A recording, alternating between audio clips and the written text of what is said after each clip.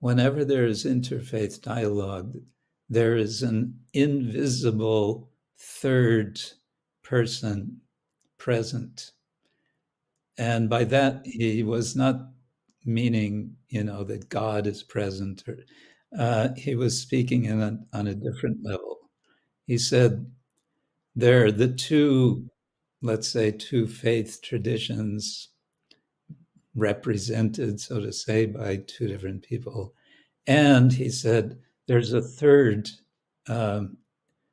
presence, and that presence is modernity, secularity, science.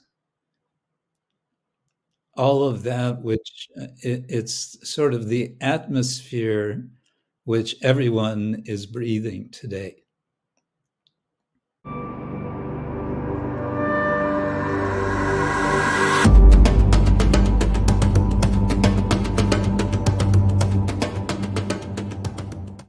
Hello, everyone, and welcome back to the Free Radical podcast. Today, I had the great fortune and honor of meeting and interviewing a very appreciated elder, scholar, and Gaudiya Vaishnava teacher, Krishna Kshetra Swami. Krishna Kshetra Swami is a disciple of Srila A.C. Bhaktivedanta Swami Prabhupada, and he serves as an initiating guru within his mission. Encouraged by senior Vaishnavas, he resumed formal academic studies in 1995, completing a PhD at the University of Oxford's Theology faculty in 2004. He has since taught at institutions including the University of Florida, the Chinese University of Hong Kong, and the University of Pula in Croatia. Krishna Kshetra Swami is a fellow of the Oxford Center for Animal Ethics and published the academic monograph Cow Care in Hindu Animal Ethics in 2020. He's currently writing another book related to this topic titled Yoga and Animal Ethics. His ongoing interests include interreligious dialogue and comparative theology, with a focus on contemplative practices and interfaith reflection. He has led seminars on these themes and continues to engage in related scholarship. For those who are interested in knowing more about Maharaj, I'm sharing here his website, which is krkswami with w.com. KRK for Krishna Kshetra Swami.com.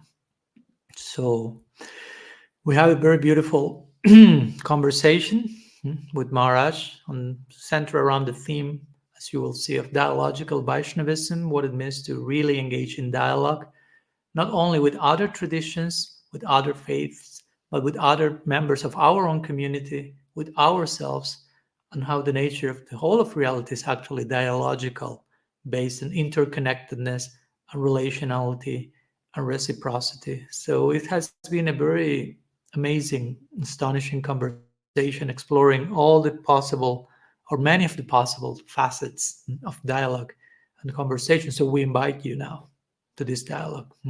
This is a Free Radical podcast, and to support it, please subscribe to our channel by clicking on the bell. And if you feel inspired, touched by the conversation, feel free to share it, to like it, to drop your thoughts in the comments to keep the dialogue and the conversation ongoing. So without further ado, dear friends, brothers and sisters, here is Krishna Kshetra Swami.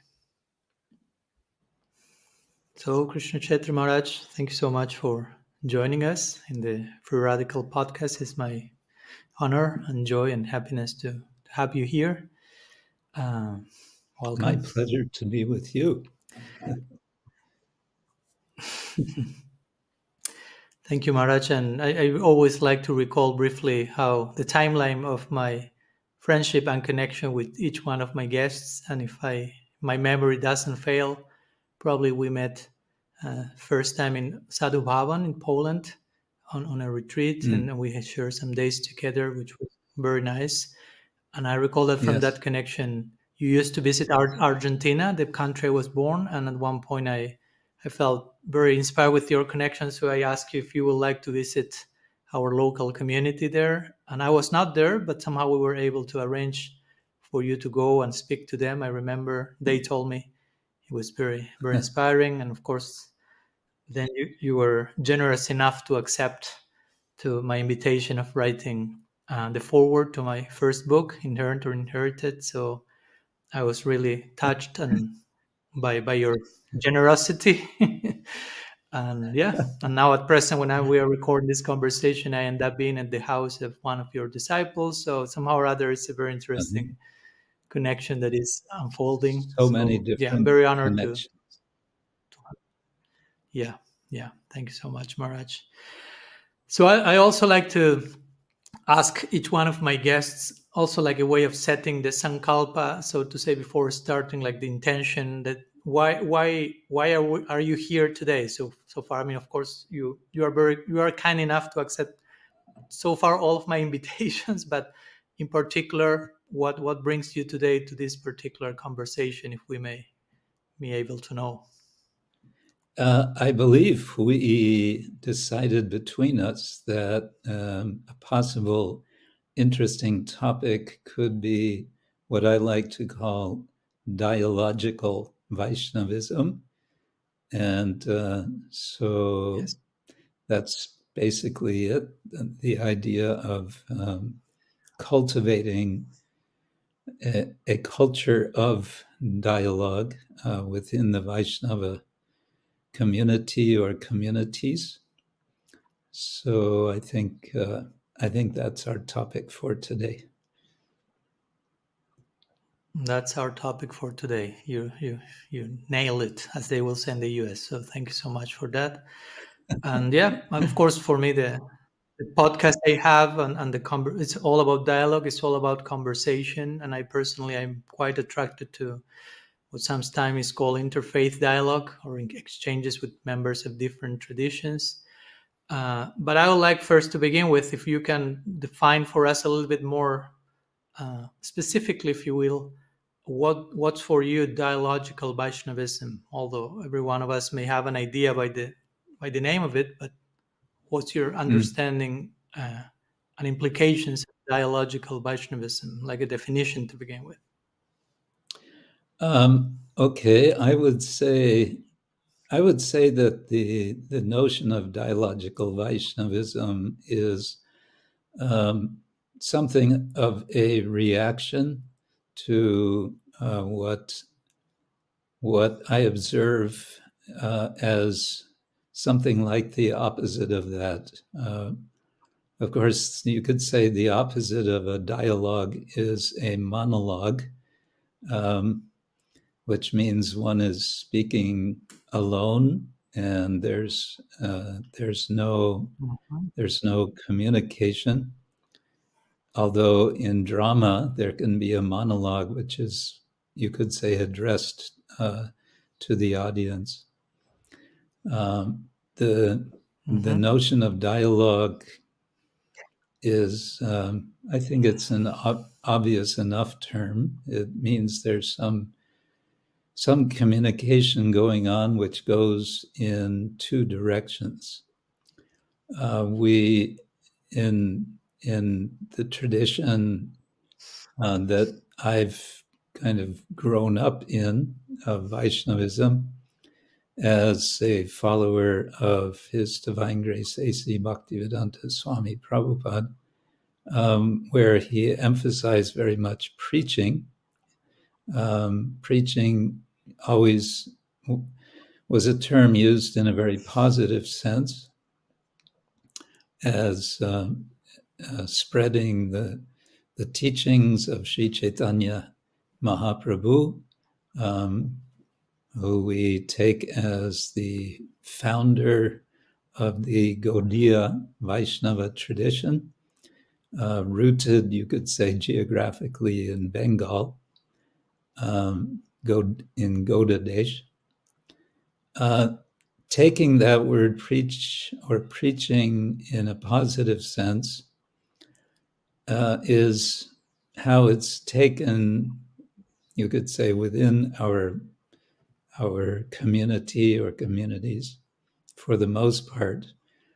Um, and yet, I think many also recognize that the term has a very strong negative connotation. Uh, And we have this expression in English, don't preach to me. And by that, we have the sense of someone resisting being told, this is the truth, this is the way things are, and if you are at all wise, you will accept what I say basically without argument, without any kind of response, really, except to say, I accept. Without critical thinking. Yeah. Yes, possibly without critical thinking and so on. So I think of dialogical Vaishnavism as, in very broad terms, as a culture, a kind of culture of openness, which is based on a maturity of Vaishnava practice, of what we like to call Krishna conscious practice, a maturity which is strong enough that one is comfortable with, or is not disturbed, or does not feel threatened by hearing about and hearing others' perspectives. On the contrary, one is looking for ways of deepening one's own understanding, one's own conviction, one's own realization of ultimate reality, of religious truth, by hearing and engaging with others in their traditions. So that would be maybe one way of putting it. Thank you, Maharaji. There are so many points that you have touched on that I like to comment. I will limit myself to a few of them because they are very interesting. First of all, what you It can mentioned, be a dialogue. how somehow yeah. Yes, it will be very ironical and contradictory if we just have one-way street conversation today. But yeah, I agree. Yesterday we were talking with the devotees here and how sometimes in the name of a conversation we are just having simultaneous monologues instead of real dialogue, instead of the openness to hear. And I like to touch upon that later today, like which are the implications of listening to others openly and why we may be terrified about opening in that direction.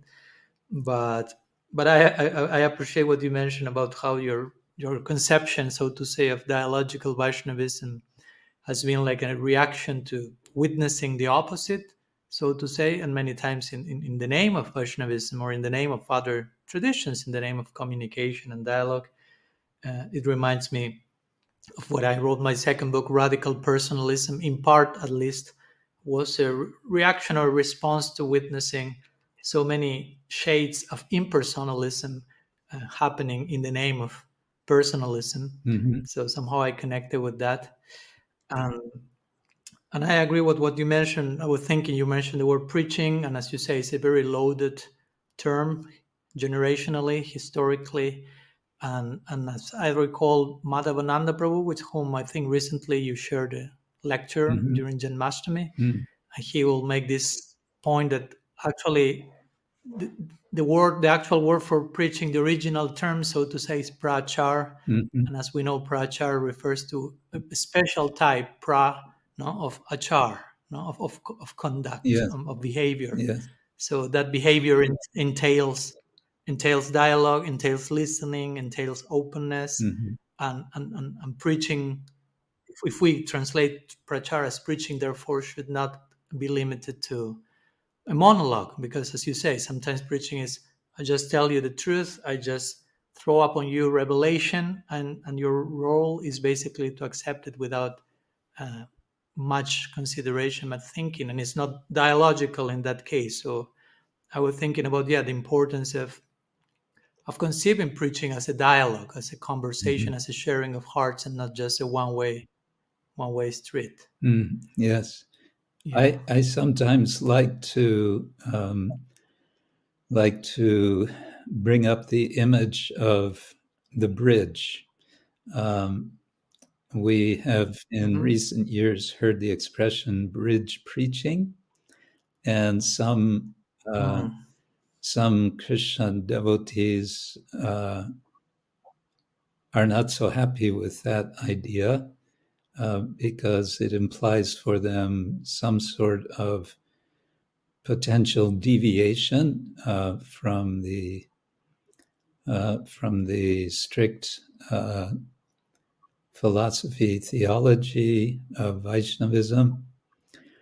But I like to say that all preaching, if it's effective, is bridge preaching, and that of our Gaudiya Vaishnava tradition, the founder Acharya of bridge preaching is Sri Chaitanya Mahaprabhu.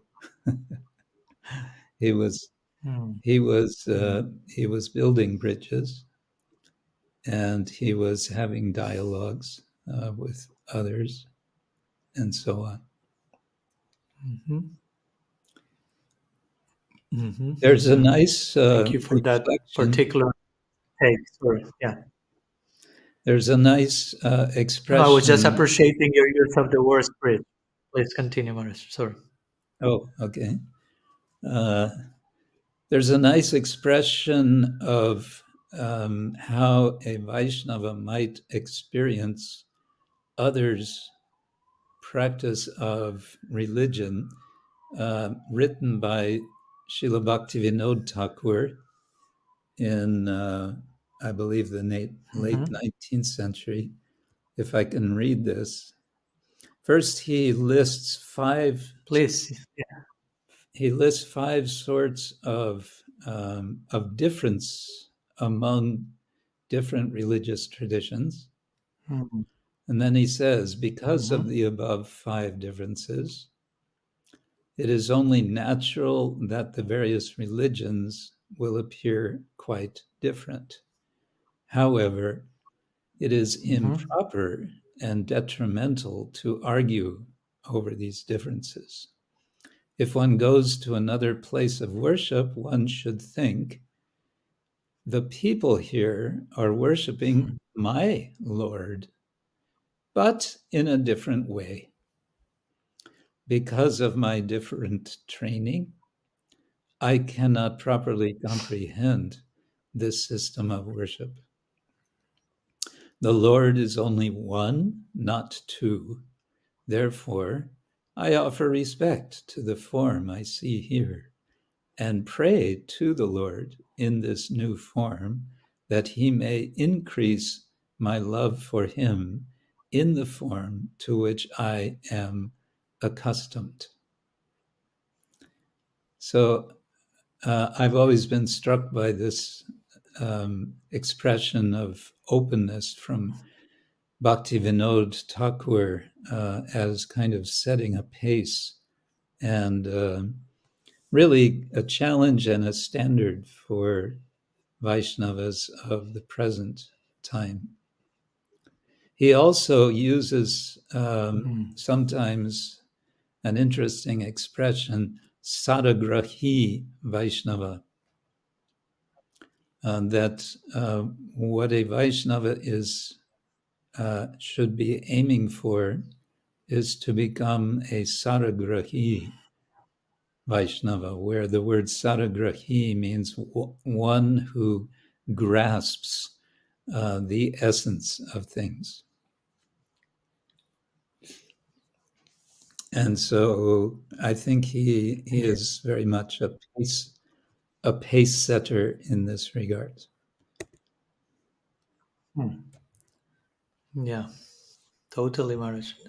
It's beautiful because 2 days ago we were celebrating the appearance day of Bhaktivinoda Thakur, Hmm. and I was invited to share a few words, and I basically repeated what you say just now. Oh, I basically referred to that specific quote, which I actually included in my second book, Radical Personalism. uh-huh. I just shared that exact same quote about Yeah. Thakur, explaining how to how to experience other forms of worship, and then in that connection referring to the notion of saragrahi, no, and how we are invited to grasp the essence of everything and everyone, and also we were talking how, okay, he's in one sense the father of our family, if we want to put it from one place, in the sense that Bhaktisiddhanta Saraswati Thakur say we belong to the Bhaktivinoda Parivar, Hmm. the family of Bhaktivinoda Thakur, and as you beautifully say, he's the pace setter.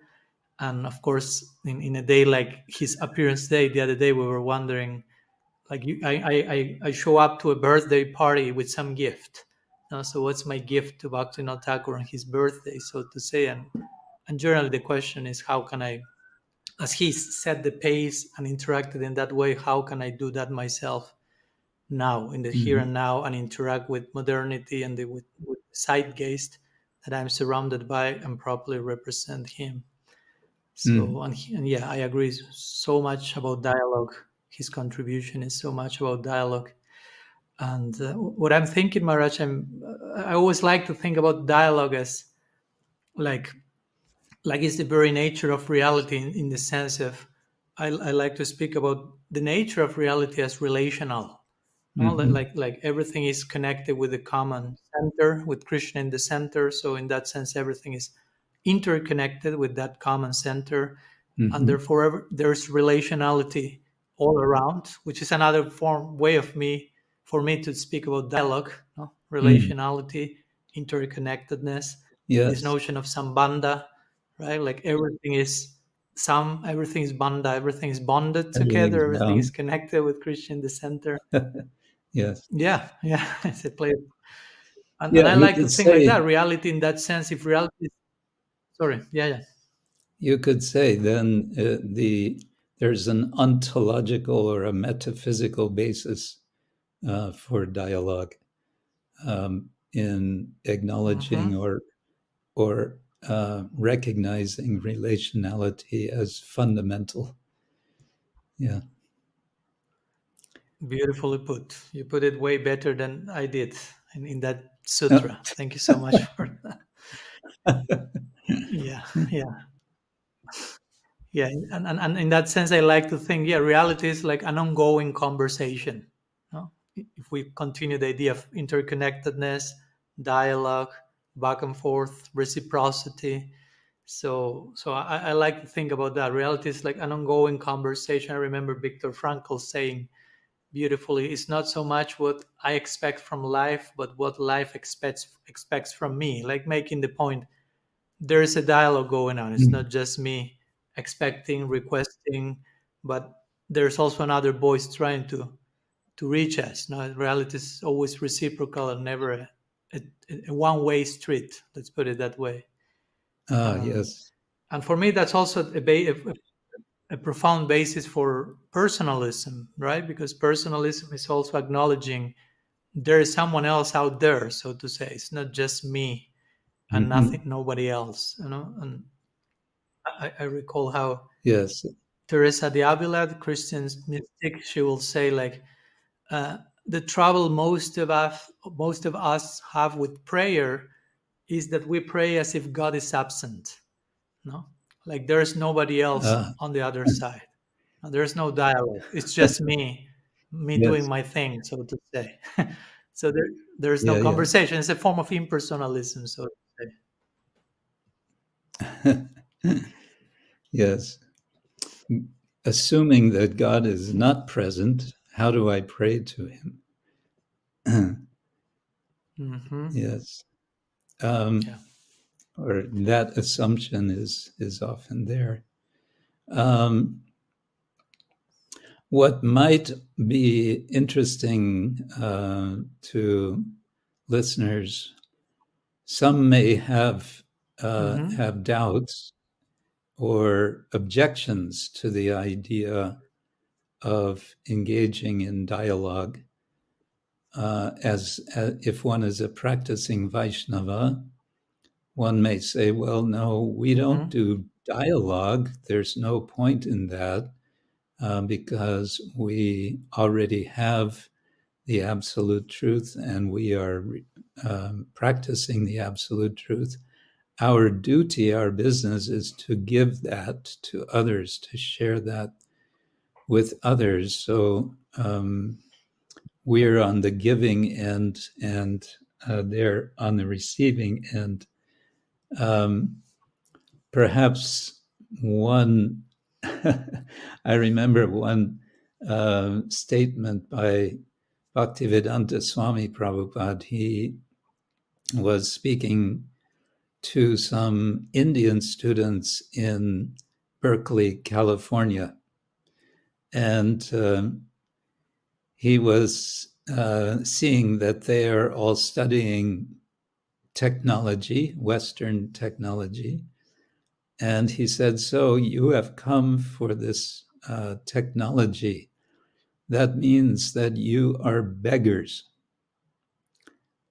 And then to contrast himself with these Indian students, because they will see he is also from India, he says, I am not a beggar. I am a giver. And so in that way, he highlighted his self-perception as there's givers and there's beggars. And he said, I'm in the category of giver, which is very nice. He is preaching giving Krishna consciousness. And so someone might say, yes, that should be our position.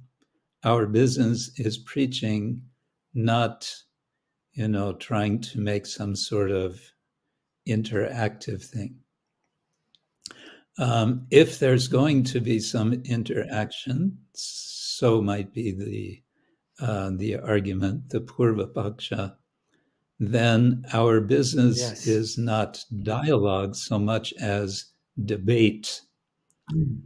We should be debating, not dialoguing. Another way this might be put is, if we are listening to others, doesn't that mean that we are relativizing or watering down the philosophy or the theology of Vaishnavism? And can this not lead to confusion? And another or related objection could be, isn't interfaith dialogue a waste of time since no one changes their position? So thanks for bringing all that shower of Purva Paksha to the table. Yeah, I listed these as Purva Paksha.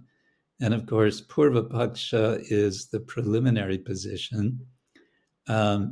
I can't say that I have worked out a systematic Siddhanta in reply to that, but I think this would be a kind of starting point if one finds oneself in a position of, let's say, contestation of the whole project of interfaith or interreligious dialogue. I think one general response to this could be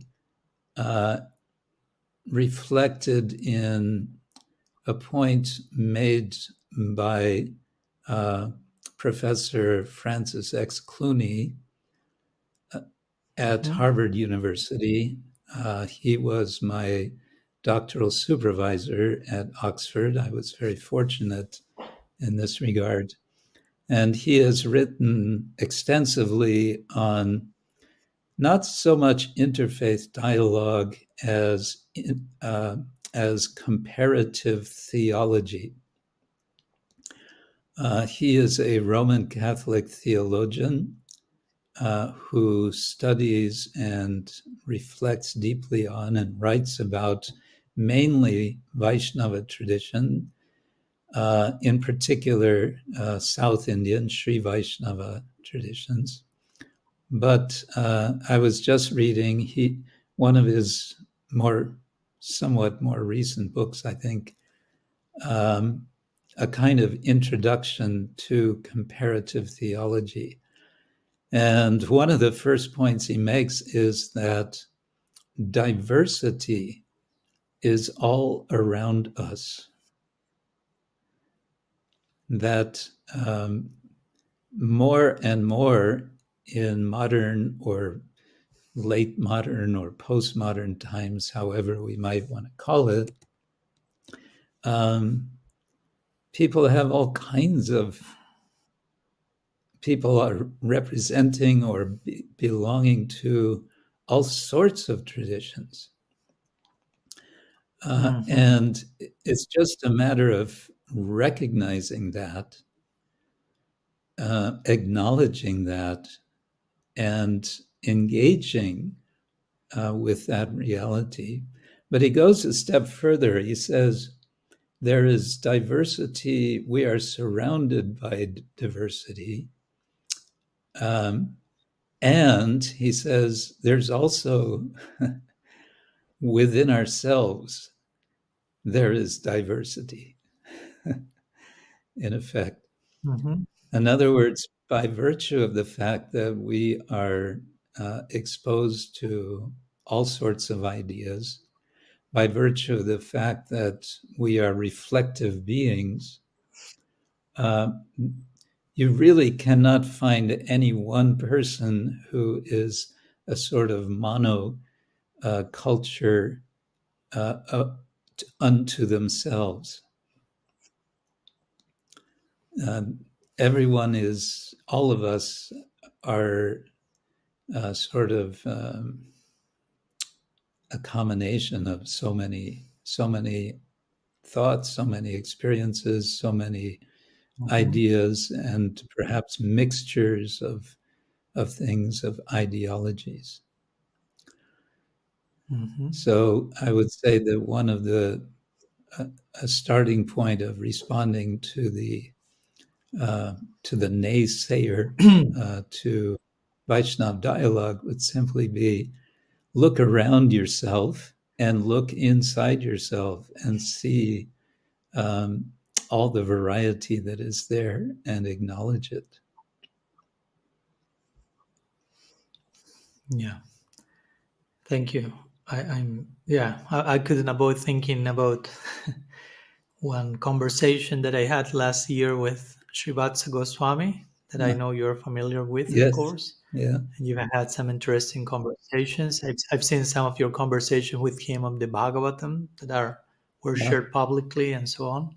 Yeah. And we were talking about different influences, even cultural influences, and for example, their standard of worship at Radharaman Mandir, which in one sense is a very traditional lineage, if you will. And he will show me with his cell phone, which in itself it starts to speak about a globalized world, like a Goswami from Radharaman having a cell phone. And he's showing from his cell phone a picture of the daily darshan of Sri Radharaman. And he was wearing he shows two pictures, one of Radharaman dressed like a Mughal king. So he's showing me, Maharaj, this is not Vedic. He's not Vedic, but he looks beautiful, right? Yeah. Like that's the ultimate consideration. He's so charming. And another one is like he's in shorts here. He's wearing shorts. That's not coming from any Indian tradition, but look how cute he looks. So I couldn't avoid thinking Yeah. about that, no? Like how he was Yes. acknowledging, as you mentioned, the diversity and the various currents of influence and culture and the possibility of integration in a level that is not, how to say, compromising our Yeah. principles, but ideally enhancing the experience Enhancing. of our own tradition. Yes. Speaking of Radharaman, perhaps you've also seen Uh-huh. these photos from, I think they were made in 1916. Two photos that the Radharaman Padmanabha Goswami showed me.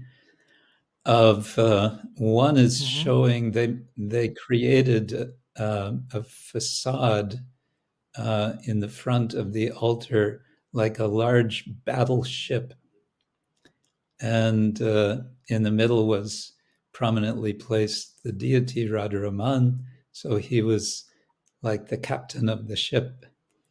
Um, and there was an interesting political message across the front of this ship, because this was, of course, during World War One. So the message was, I forget Mm. the words, but something wishing well to our king. They were wishing well to the British king. And another photo shows Radharaman on like a choo-choo train they created. So I think they have Really? also quite a sense of humor in that community, which is nice. Yes. Hasya rasa is always an important consideration. Yes, it's very much part of our tradition. Mm-hmm. Yeah. Regarding Maharaj, the Purva Paksha, the different forms of Purva Paksha that you mentioned, and as you mentioned, there's so much to say in order to make a systematic reply and Siddhantic reply to that. But of course, every time I hear Purva Paksha, I feel I try to I like to think of Purva Paksha as ideal Purva Paksha as a genuine concern coming from the Purva Mm-hmm. Pakshi.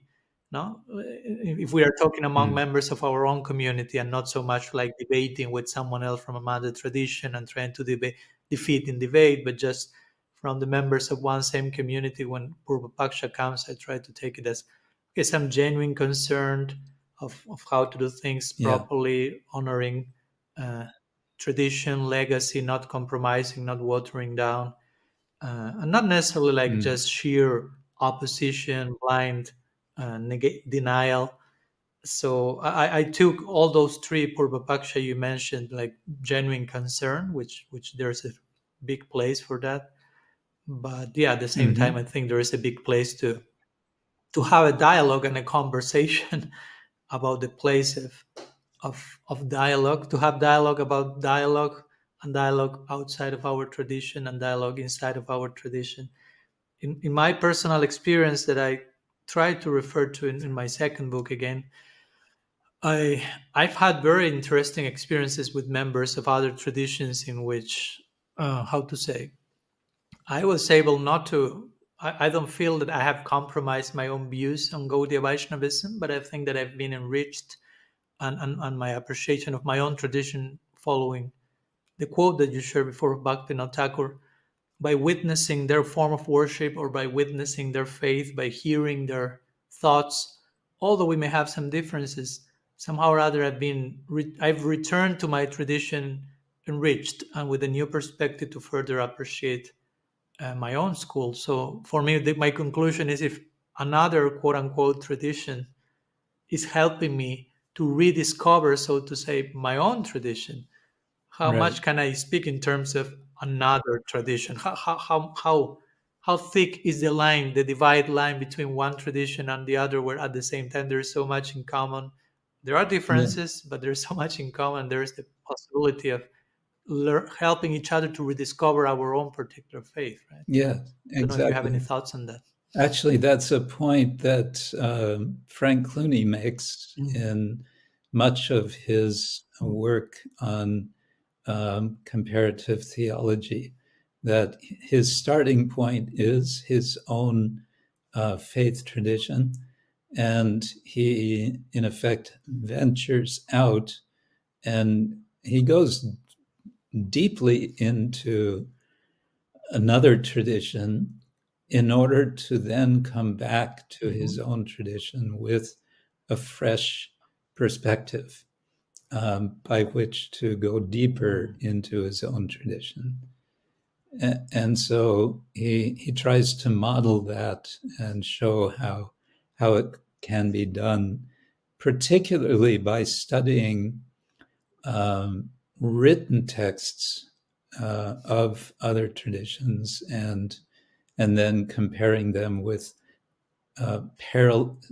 with texts that he finds some parallel with in his own tradition. I wanted to say also, to this point of coming back or being enriched by dialogue, I think a major element is skill. That dialogue is a kind of skill that, like any skill, it can be learned, and it can be practiced, and practice there can be mistakes made in practice, and then from that practice one learns for a future event, and so on.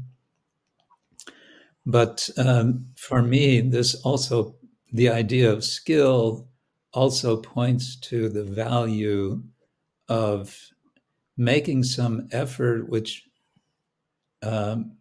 making some effort to study another tradition, possibly, so to say, in advance of meeting people live, so that one has one has already some literacy in that tradition.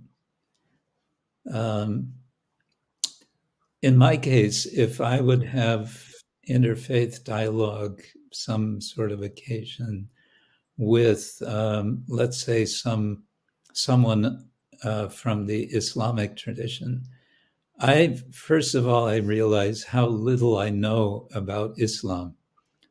I've taught a course in university, Religions of India, in which I spoke in one, I think maximum 2 lectures about Islam in India, and I pretty much exhausted everything that I knew about Islam in those 1 or 2 lectures. And yet we know the writings of Islam are vast, as they are for any tradition, or if one just starts with the Quran, that's already a major challenge to read, to appreciate, and so on. But what I'm saying is, I think dialogue can be benefited by some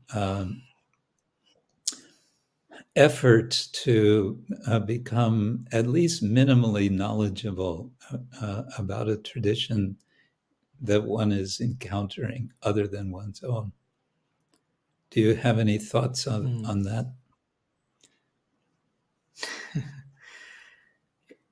Yes, there are a few thoughts, Maharaj. Thanks for sharing that. And I was thinking when you mentioned about the importance of having some preliminary literacy, so to say, before an encounter, also as a way of showing respect to the person I am to meet. No, like showing some honor to the person and the tradition by taking the time of grasping on some level, as you mentioned, what they are about. Recently, I've been visiting Italy, and we spent one day going to Assisi, to Saint Francis Dham, so to Yes. say. and Yeah. and of course, I am familiar with his. Of course, one day was not enough. We were like overwhelmed with the incredible amount of input that we were receiving in that place, and we felt this needs at least a week to properly ruminate and process and live the experience. But what I was thinking Yeah. now is like, of course, I am familiar with St. Francis and his tradition and their philosophy, but for someone who may come without knowing anything, they may like the place. Okay, this is San Francis, but the situation will be different. Of course, I'm not talking here. They are talking with someone else in dialogue, but they're somehow having a dialogue with Franciscan Christianity by visiting a place like that, or by someone going to Vrindavan without knowing too much. Of course, there is, if there's openness, there will be inspiration, connection, bhakti samskars. But if one is way more familiar, I'm sure the experience will be enhanced, so to say. So, what to speak if we are having a personal conversation with someone? And someone that Yeah. came, something that came to my mind also is not only taking the time to develop the skill and becoming familiar uh, with the other person and the other tradition, but also, as you mentioned also before, go and quoting Francis X. Cluny, like before going to other tradition and returning enriched to mine, so to say, I may need to take first of all some time to become familiar with my own tradition. Because if Yes. I'm not engaging in dialogue, I'm not engaging in dialogue with my own tradition or with myself in my tradition, uh, I may go to other traditions as, yes, get confused, not have a clear demarcation about what's this, what's that. So I like to use Yeah. the term, apart from interfaith dialogue, like talking with other traditions, intra-faith dialogue, like having a dialogue Yes. with my own tradition. So, Yes. so first I can have intra-faith dialogue, become properly rooted in my own school, then Yeah. have interfaith dialogue, and then have a further intra-faith dialogue, enriched by what I receive from my interfaith dialogue. Yes. No, that's there. And this, mm, it reminds me of something that has come up in seminars. I've given seminars on um, what I call dialogical Vaishnavism.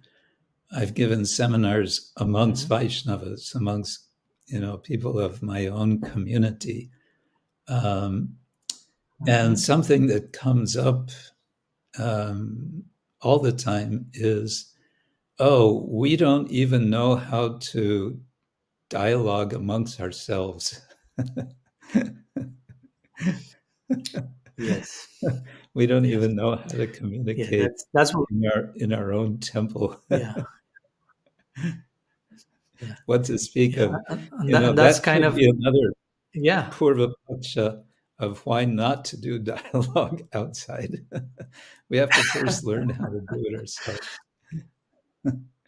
Yeah, totally. For me, when you told me dialogical Vaishnavism, my main idea was like, dialogical Vaishnavism, let's have a dialogue with Vaishnavism. We're Vaishnavas, let's have a dialogue with our own community, with our own self as Vaishnavas, Yeah, and only then we can yeah, try to that's talk of to course. others. Because Yeah, yeah, sometimes I find this like strange situation where I see devotees engaging in, let's call it interfaith dialogue, and being nice and talking with other traditions, but they are not able to talk with members of their own traditions or with other missions or groups from Gaudiya Vaishnavism.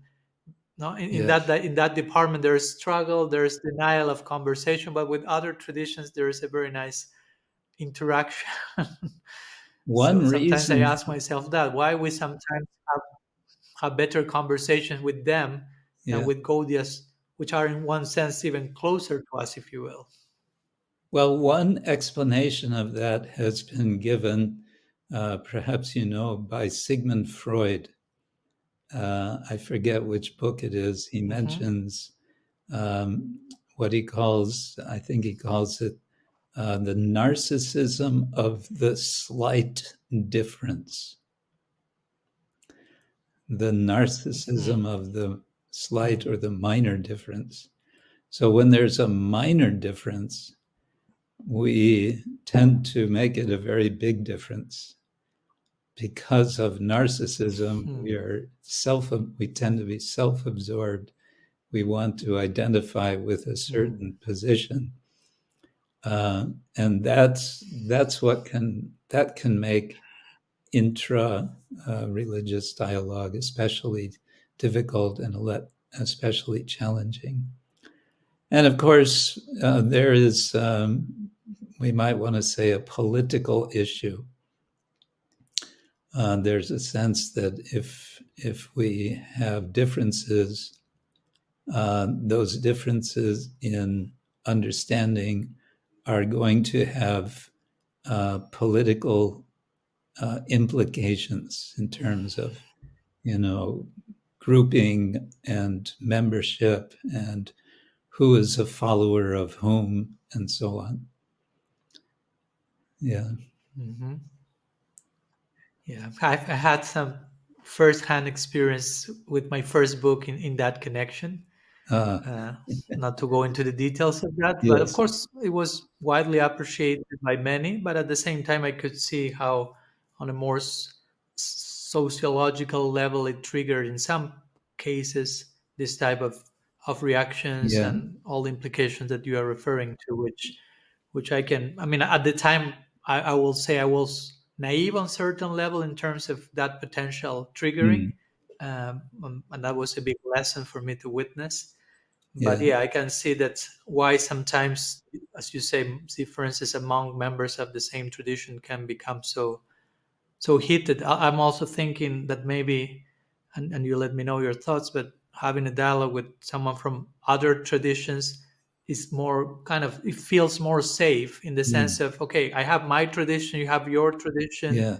So there's not that much of a perceived threat because I have my conclusions. Yeah. But when that happens among members of the same tradition, then may be more challenging Yes. to my own set of beliefs.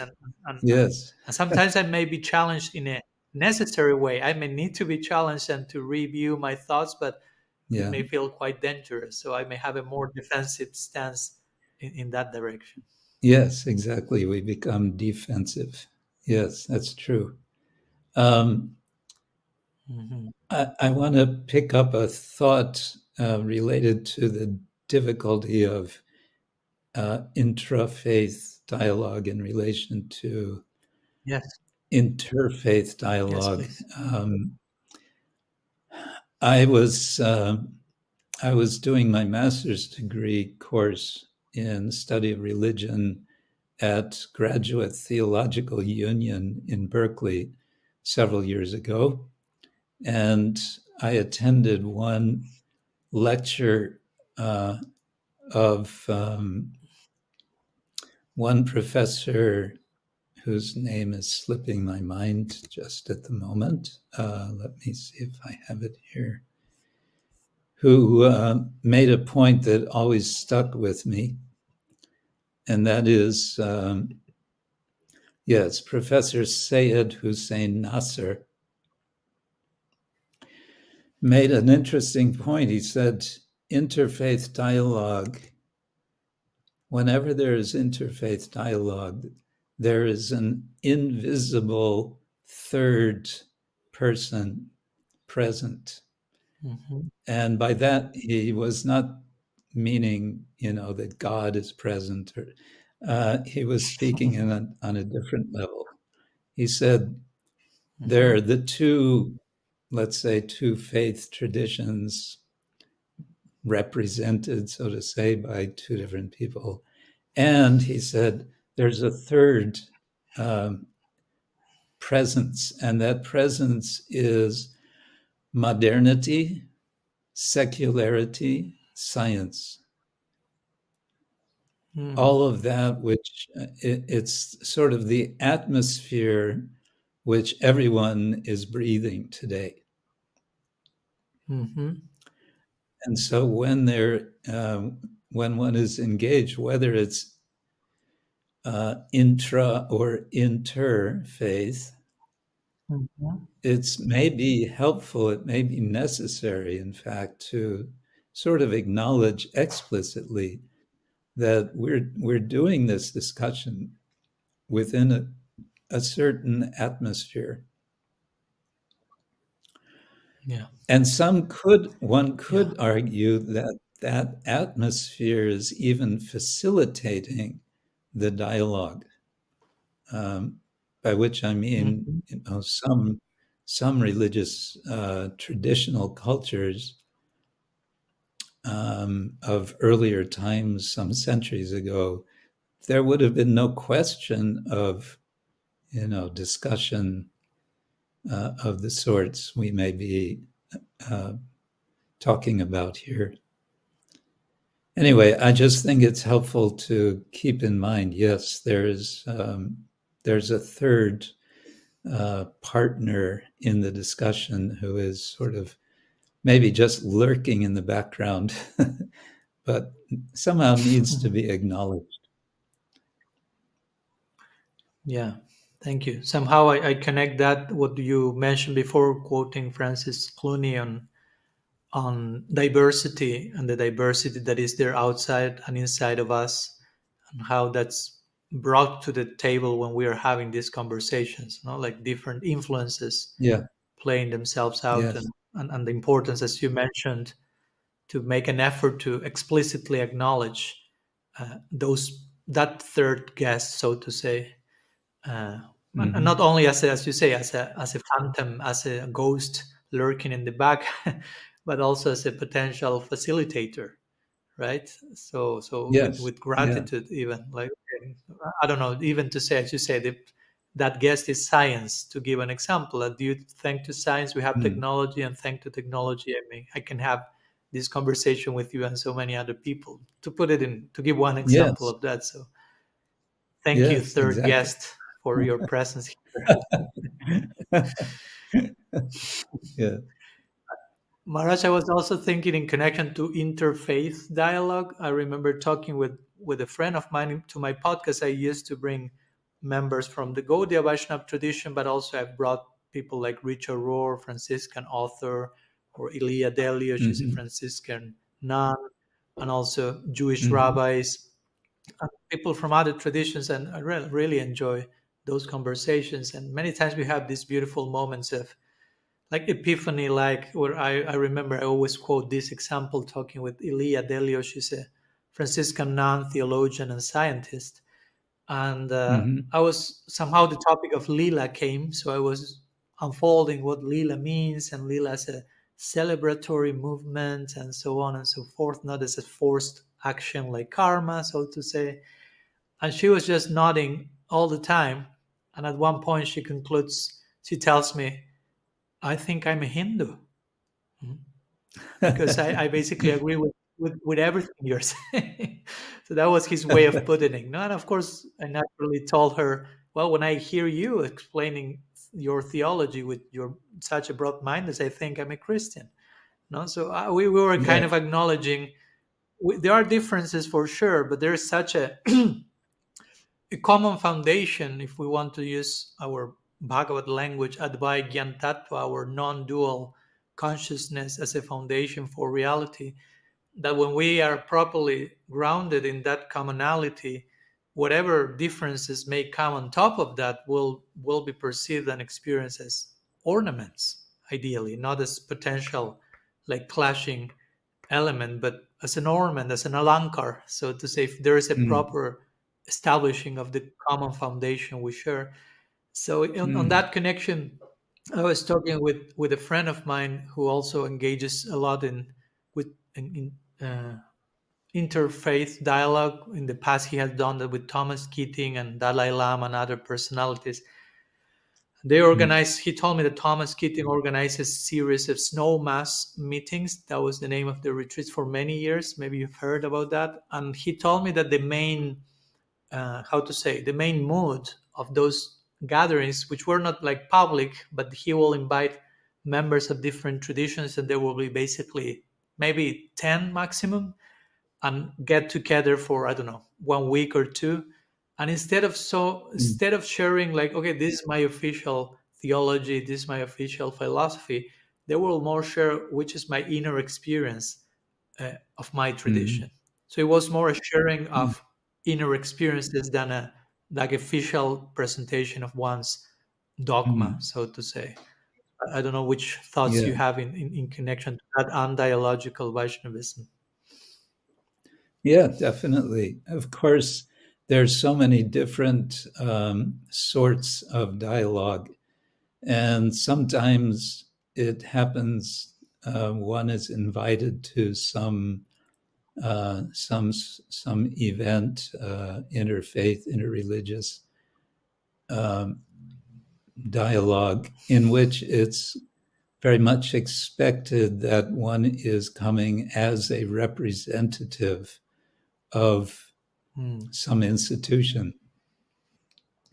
And then one kind of has to go along with that. Okay, I'm a representative of an institution, and I'll do my best to do this representing.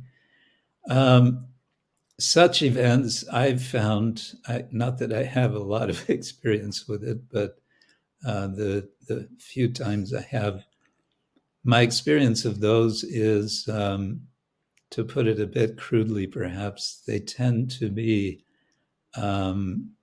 interfaith serial monologues where first one person speaks, he or she gives, so to say, a little pitch, and then the next person gives their little pitch, and and everyone is very polite, and that's not necessarily a bad thing. I once in Oxford, I was chatting with one scholar who had made it his topic of his doctoral dissertation, studying the history of interfaith dialogue. And I was just on my way to go to one such event. It was the Parliament of the World's Religions event. And so it's quite a big one. And I asked him what he thought about that. And he said, yeah,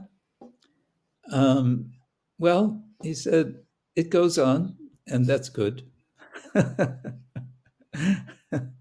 fact that it happens is the main message.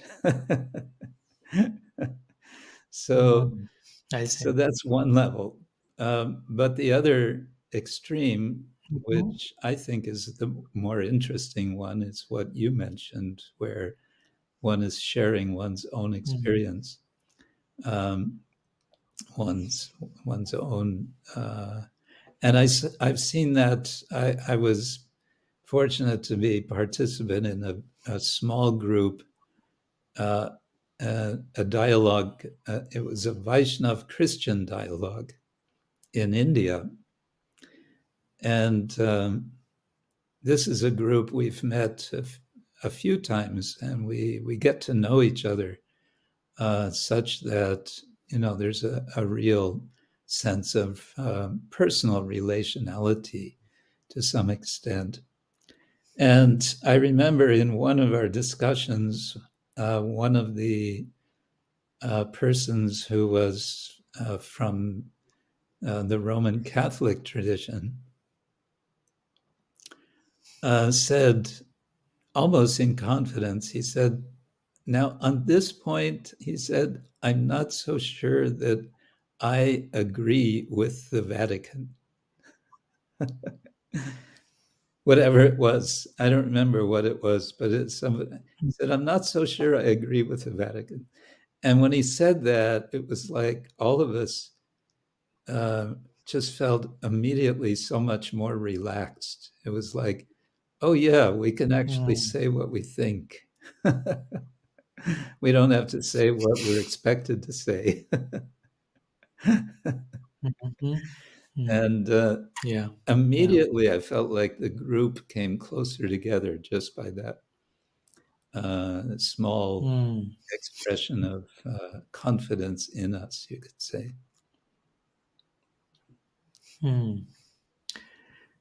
Maharaj, in relation to this last thing you mentioned and how certain expressions create more willingness to be open and receive each other, for me, the notion of, as we mentioned before, when we speak about dialogue, we are speaking about dialogue, again, as you say, not monologue, but dialogue, which means not only giving myself to the other person somehow, but also receiving the other person.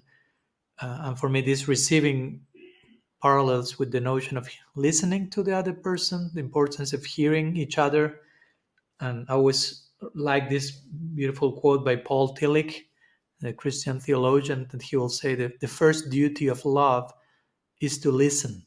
And I cannot Mm. avoid thinking about Shravan first in the list of all these bhakti practices. It all begins by Yeah. properly not only listening to the name, listening to the Bhagavatam, but listening to each other, listening to ourselves, to what's going on around us, presence and listening.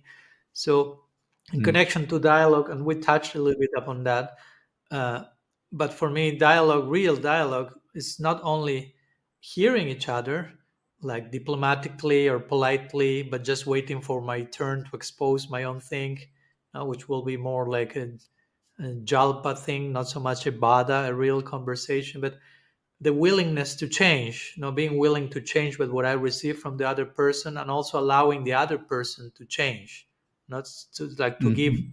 both parts permission, so to say, to change and be Mm. transformed. Because, in other words, for me, interfaith dialogue should entail genuine interfaith dialogue, should entail the possibility, the genuine possibility of transformation for both parts included. Because if not, if we enter the dialogue on excessively like rigid ground, I'm already telling the other person whatever you have to share is won't will not affect my journey. Now, whatever revelations, whatever experiences you have to share will not affect my journey. So I don't know if you have any thoughts on this topic. Of course, so much you may have to say on hearing each other, listening to each other, and not only limited to people from other traditions, but again, bringing always back to our own communities, our own dialogues, our own conversation in the Gaudiya community, on the topic of listening and hearing each other, and how to say, connecting to each other rather than projecting on each other, Mm. like, and being willing to be Project. empathic and see the world from the other person's. Yeah. uh, because sometimes we are expert in talking about other people instead of talking with other people, really. Yeah. So I don't know if you have any Yes. thoughts on this. Um, well, one thought might be in using the imagery of gardening, as we know in our tradition. Mhm, Srila Rupa Goswami compares the process of developing bhakti as a process of gardening. There's the watering, which is compared to the hearing. Um, and in the more classical Upanishadic tradition, there's Shravanam, Mananam, and then Nididhyasanam, where mhm, Mananam I think of as um, a more somewhat analytical stage. I'm hearing first, and then I'm reflecting on, and that reflection, vichara, we might say, may include some mhm, analytical thought. It may include also comparisons of my own within my own experience, or even with things that I've heard and read from other traditions.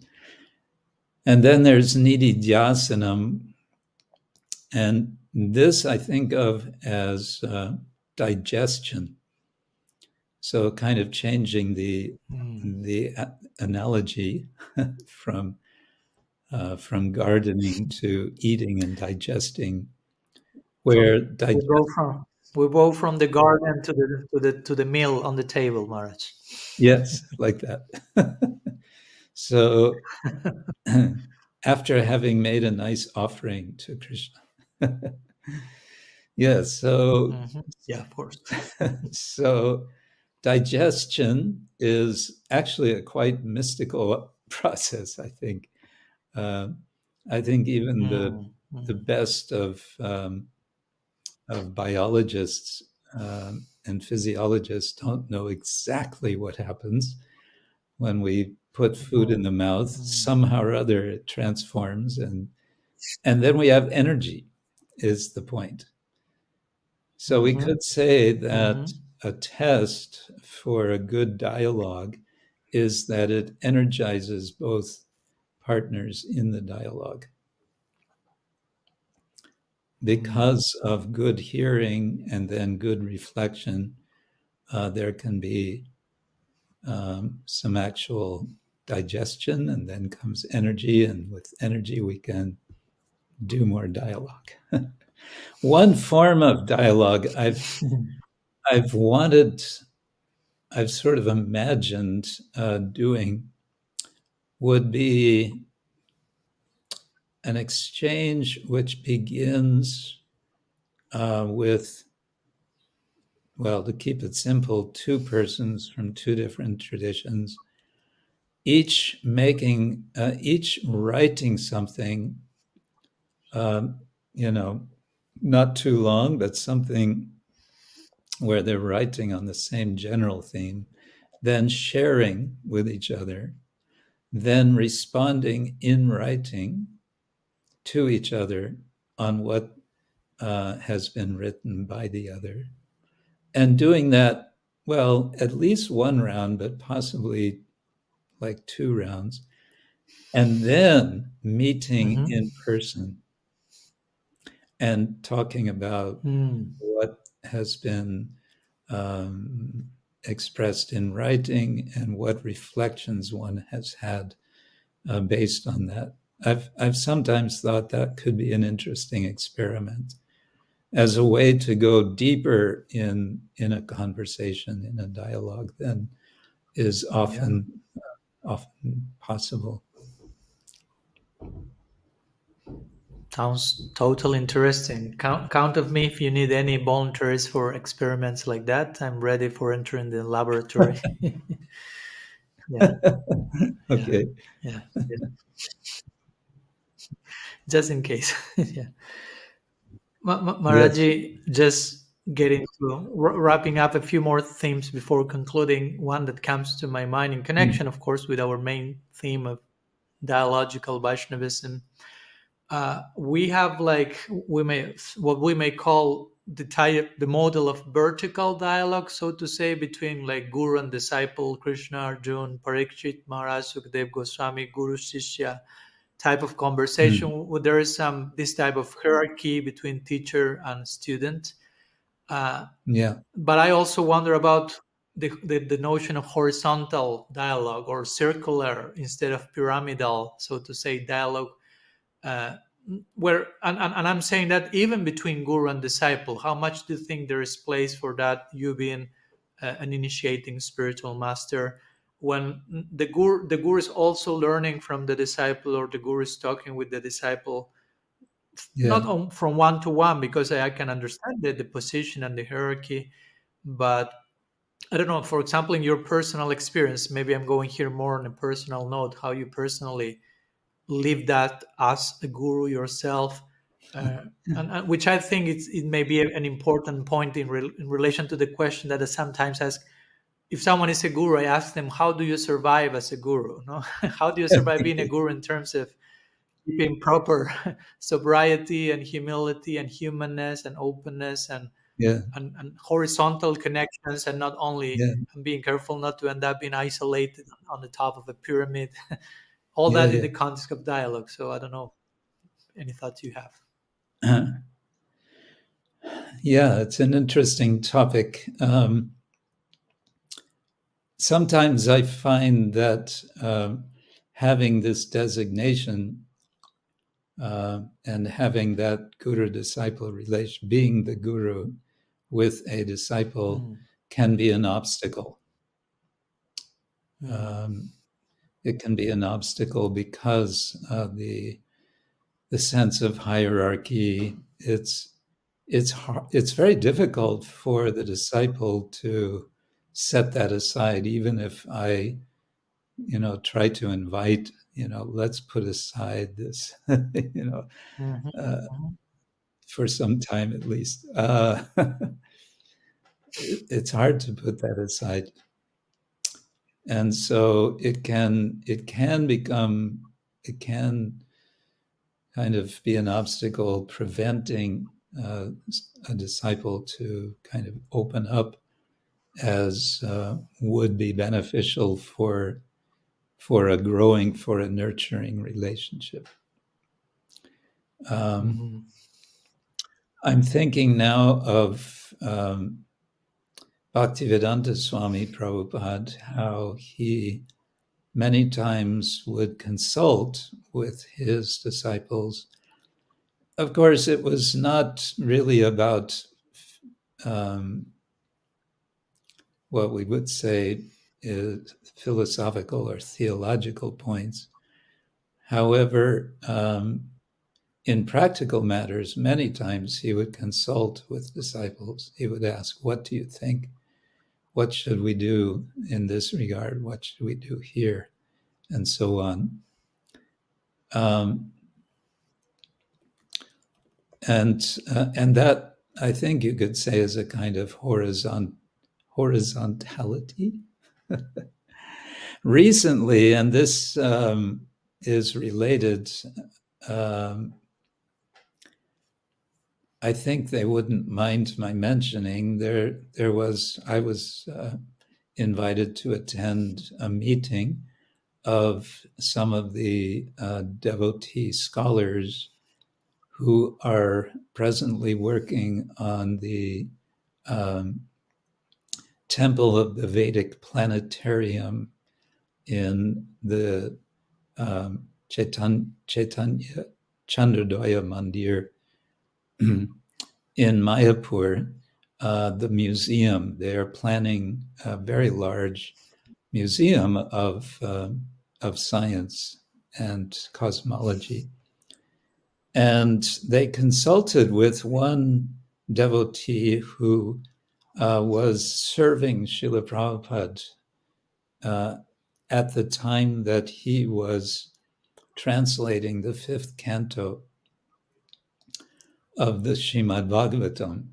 And he was translating those chapters which deal with cosmology. And the comment that this devotee made that really struck me was that Prabhupada's mood was not by any means that he has complete, clear understanding of what is described in those chapters. Rather, he said he could very well imagine Prabhupada sitting amongst those who were present at the meeting where this was being discussed. Said, I could imagine him sitting amongst us here and just listening to you and, just being one of us, trying to understand what are these incredible descriptions in the fifth canto. So that's a side of Bhaktivedanta Swami Prabhupada that most of his followers are quite unaware of. Yeah, which in my opinion, it adds a lot of sweetness and intimacy and human connection also with that side of him, which in my opinion, Yes, again, is very, very crucial, very important, very enriching to all that he yeah, is, right? yes.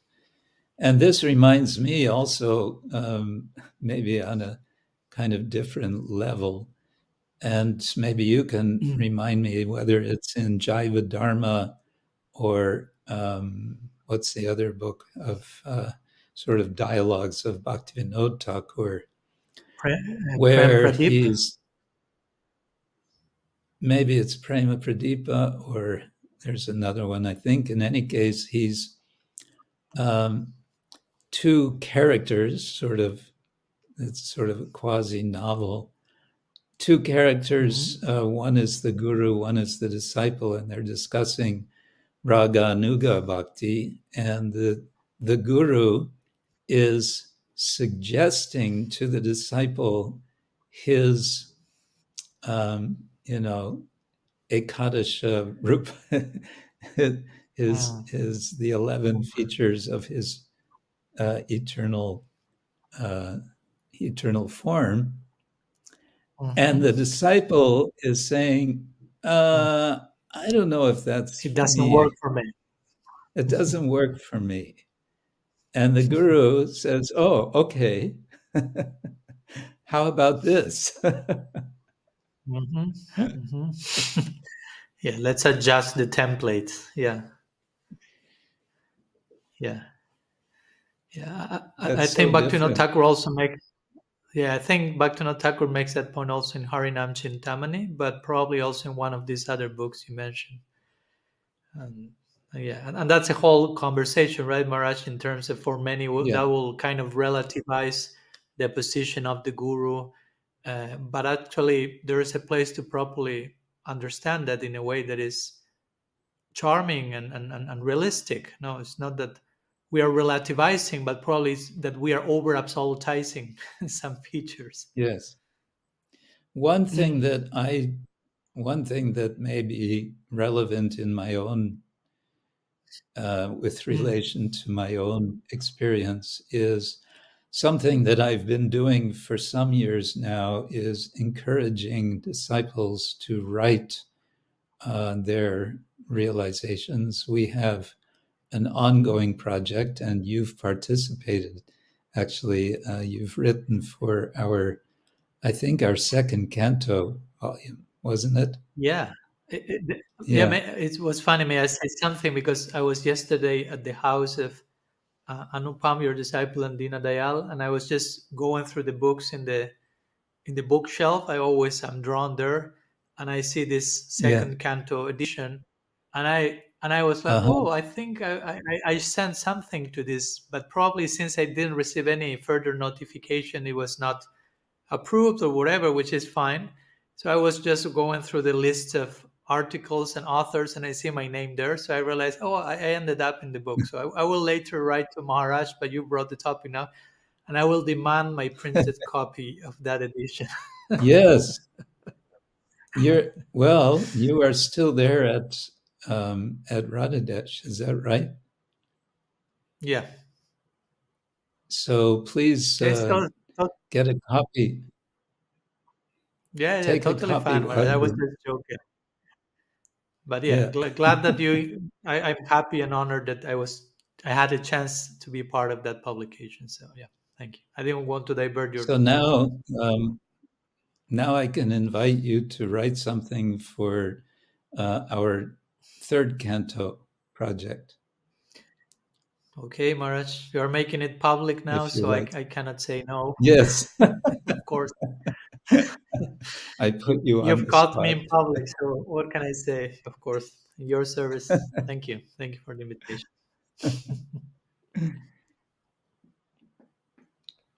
Yeah, So so my you were point though mentioning that is point. Yeah. I think that this serves in some way to sort of flatten, to bring this relation, um, not exactly to a horizontal relationality, Mm-hmm. but in a sense, yes, and I think that's there because I also write something for these books, and it's just sort of my own reflection. And what inspires me is that I find that devotees really write wonderful insights in these written reflections. Yeah.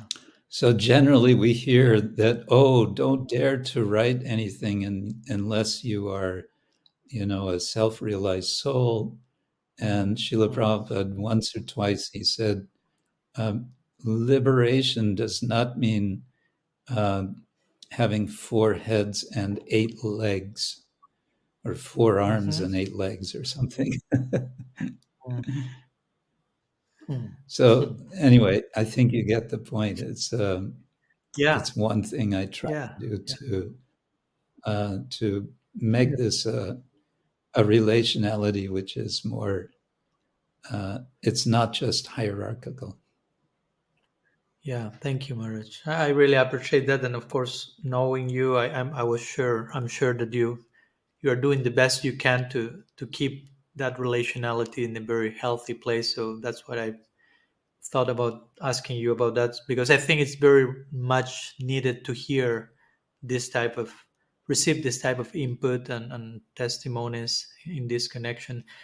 Let me share one Mhm. short quote that I recently read from Srila Prabhupada in this connection, which is not necessarily a horizontal thing, but at the same time is very interesting. A letter that he sends to one of his disciples, and he's saying, Hmm. and I was shocked when I read this, but it was beautifully shocked. He says, "You cannot survive without my mercy, and I cannot survive without your mercy.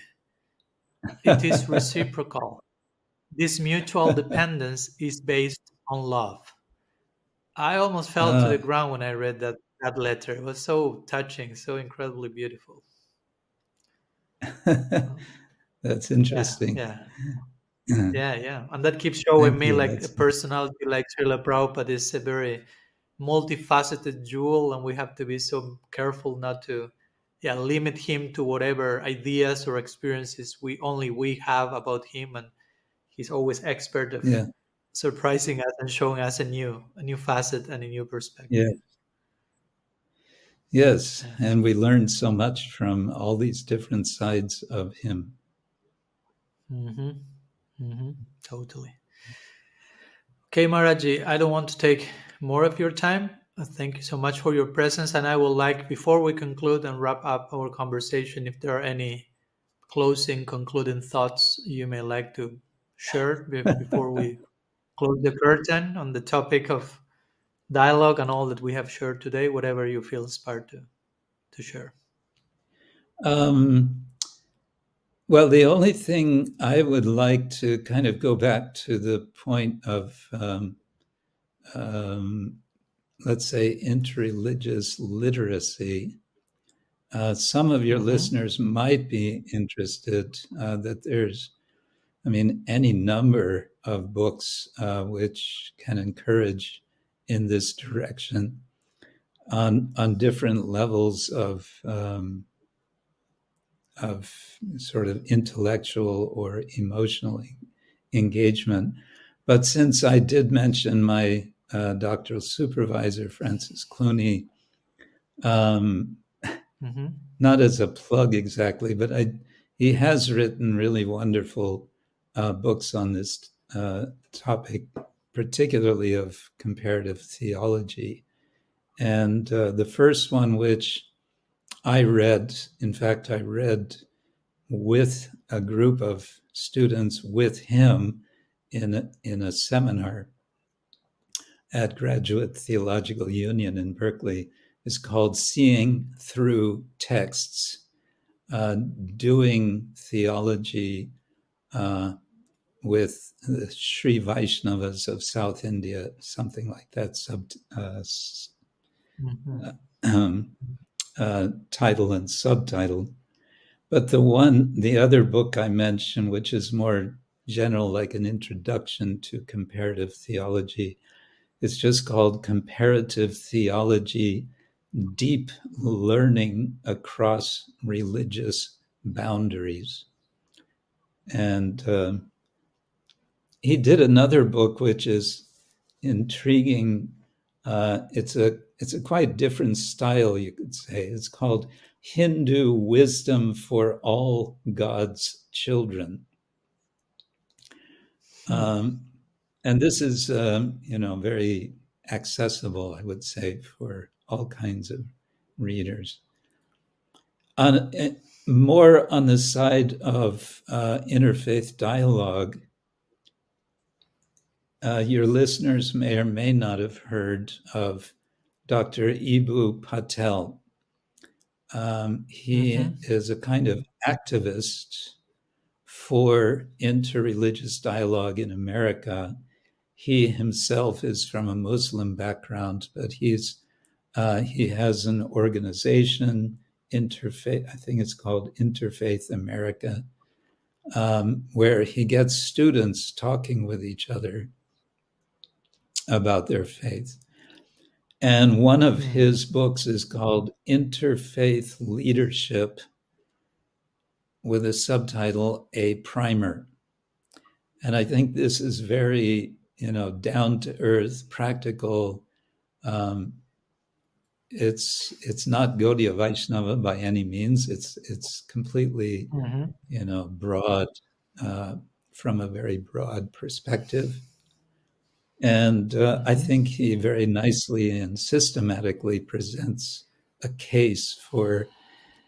I think it can be an inspiration for devotees of Krishna to be thinking more about getting involved in this sort of thing.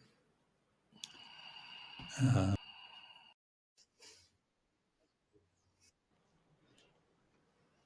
maybe of Thank you, Maharaj, interest. for yeah, totally. I took note of all of them, so I'll go through each of them. And as I think I told you, also had some connection with Francis Clooney in connection to this Hindu monastic program that they have in Ah, Harvard. So it yes. has been also Uh-huh. yeah. So we are having some conversation about the possibility of going through that experience myself. Let's see what happens, but it's Uh-huh. interesting that Yeah. he's connected with you as well, and all these topics are being Yes. made full circle in themselves. So thanks for sharing that. Mm, Yeah. And thanks for blessing us with your good. presence. Really, we are very happy to have you here today, and deep gratitude for the time Thank you. invested and sharing your insights and being a personification and example Thank of you for dialogue and the dialogical opportunity. Vaishnavism. Yes. Let the dialogue increase. Let the dialogue Okay. increase. Thank you so much, Maharaj. Hare Krishna. Hare Krishna. Thank you all for tuning in to the Free Radical podcast. I hope you enjoyed our conversation with Krishna Kshetra Maharaj on dialogical Vaishnavism. So if you liked and enjoyed our dialogue, our interaction, please support us, support the channel, support the podcast, the project by subscribing and clicking the bell. Your likes, your shares, your comments help us to continue this dialogue, this ongoing conversation and discussions. And as I like to say, as usual, if you feel inspired, indebted, touched, and driven to somehow pay back to whatever you felt you have received today, the paying back is always in the form of paying forward, mm, embodying the teachings, embodying the lessons, walking the talk, and extending the blessings of the gifts you have received to everyone else around you. So see you in 2 weeks for our next episode of the Free Radical podcast.